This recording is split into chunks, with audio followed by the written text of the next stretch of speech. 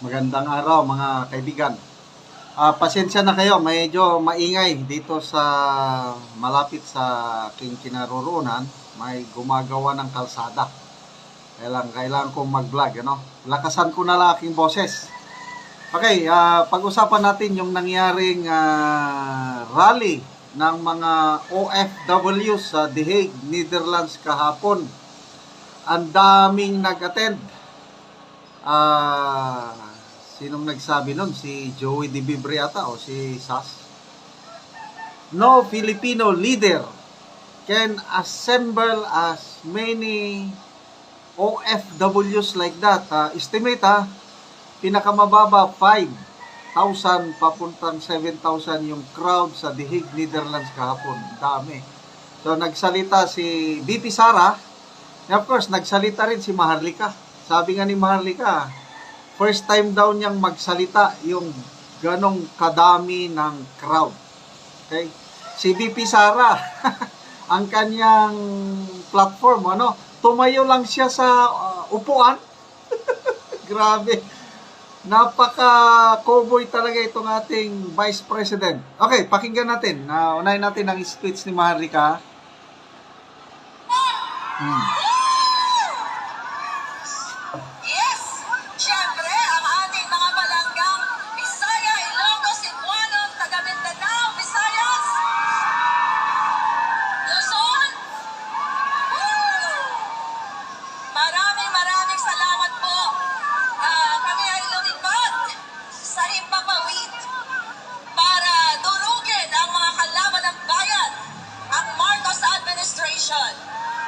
May taga-Amerika po bang dumayo dito? Woo! Thank you very much. Mga kababayan, grabe, first time ko magsalita sa ganito karaming crowd. Madalas kasi nasa kusina lang ako, nasa isang sulok lang ng bahay, but now, ramdam ko yung inyong warm bodies! Buhay na buhay ang hindi trolls! Okay, dali patalastas lang. So, grabe, ang pagpapakita ng pagmamahal ng mga Pilipino kay PRRD at VP Sara. Grabe, I don't know kung si Bongbong Marcos ang magpunta dyan, kung makagather siya ng ganong kadaming attendance, no? Nakakabagbag damdamin ang suporta na ipinapakita ng kababayan nating Pilipino sa Netherlands. Okay. So, puntahan naman natin ngayon si VP Sara.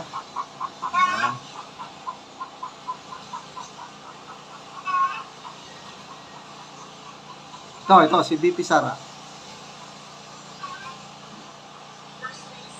Yan nakatayo, tindig lang sa upuan. Para sa kanyang kaso.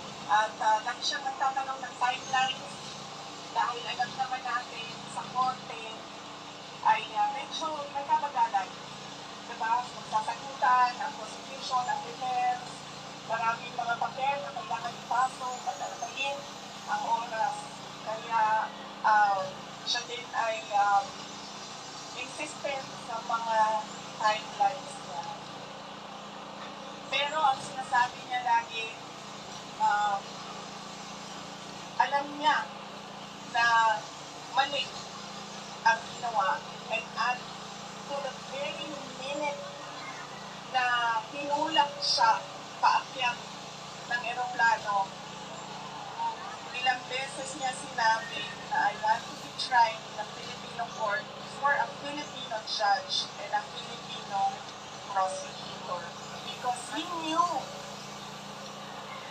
that number one, wala talagang basihan yung kaso. 43 counts of murder ang sinasabi nila na thousands. Totoo yan, ma'am. Kaya minsan naisip ko, naging kaso lang ba ito dahil sinusulat sa media na thousands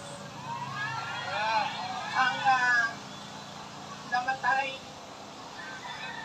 I do not even understand paano naging crimes against humanity ang 43 count of murder na ngayon ay lumalabas, hindi naman ata totoo lahat yung mga witnesses at yung mga complainants. But that is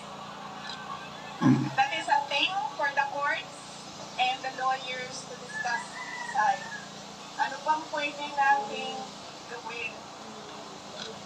Ang pwede nating gawin ay itipan na ipauwi o iuwi nila si Pangulong Duterte. Bring him home!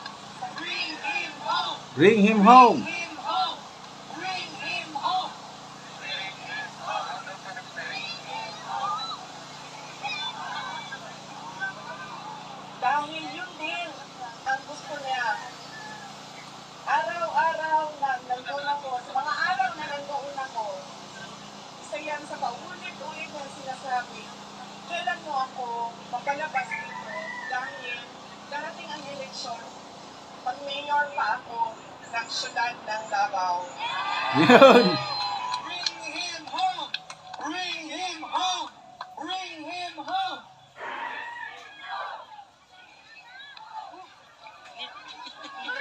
At yun ang gusto niya. Gusto niyang umuwi. Sinabi ko din sa kanya yon pa. Sabi ko, yung kagustuhan mo na umuwi, yan din yung katapusan ng buhay mo. Magiging Ninoy Aquino Wag naman. Junior ka. At sinabi niya sa akin, sabi niya, kung ganyan ang kapalaran ko, then so be it. Basta lang mauwi ako sa Pilipinas.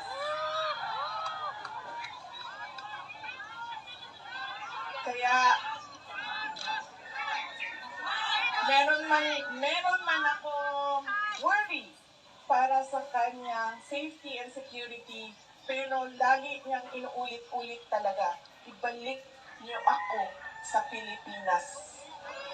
Bring him home! Bring him home! Bring him home! Nagtatanong So, yun po, nakakalungkot yung sinabi ni Pipi Sara. Gustong-gustong umuwi si PRRD. Sabi niya pa, baka maging Ninoy Aquino Part 2 ka. So be it. Kung yan ang kapalaran ko, sabi niya, sana nga, hindi. Basta ituloy natin ang pagdarasal. Makakauwi sa Pinas ang ating Tatay Digong. We need him here.